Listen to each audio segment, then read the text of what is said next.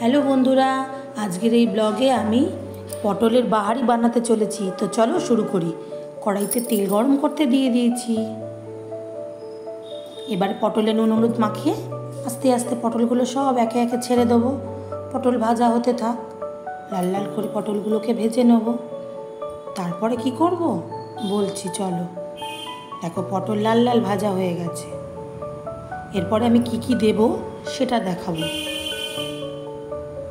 গরম মশলা, তেজপাতা, এই দেখো দুটো তেজপাতা রেখেছি, কাঁচা লঙ্কা, ধনে পাতা আর গ্রেট করে রাখা আদা রসুন।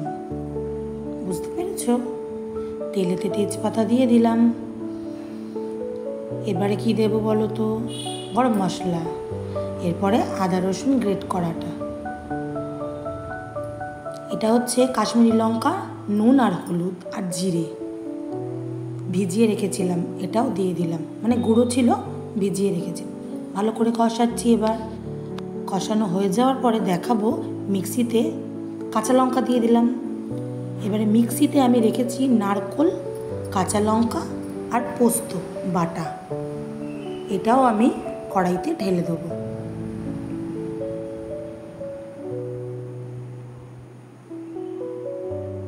এরপরে দেব দুটো কেটে রাখা টমেটো। টমেটোটা দিয়ে দিলাম।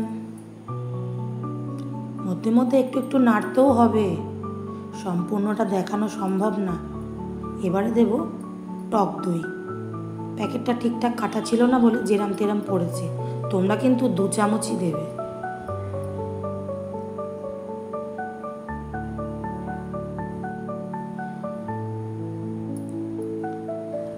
এরপর ভালো করে একটু নাড়িয়ে নেবে।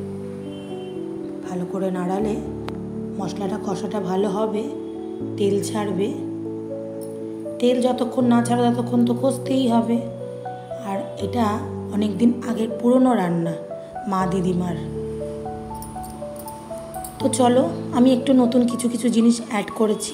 জল দিলাম অল্প, যাতে মশলাটা তলা থেকে পুড়ে না যায়, তাই জন্য অল্প অল্প জল দিয়ে আবার কষাচ্ছি।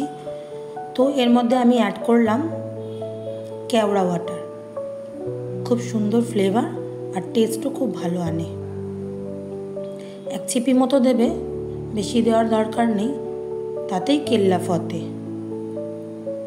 এরপরে একে একে সব পটলগুলো ছেড়ে দেবে। পটলগুলো ছেড়ে দেওয়ার পর ভালো করে কিন্তু নাড়াতে থাকবে আর জলও দেবে। 1 কাপ মতো জল দিয়েছি, তোমরা চাইলে আর একটু বেশিও দিতে পারো। এরপরে কি দেবো বলো তো?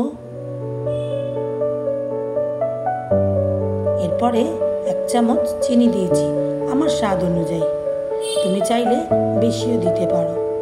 1 চামচ ঘিও দিলাম, তোমরা চাইলে বেশিও দিতে পারো।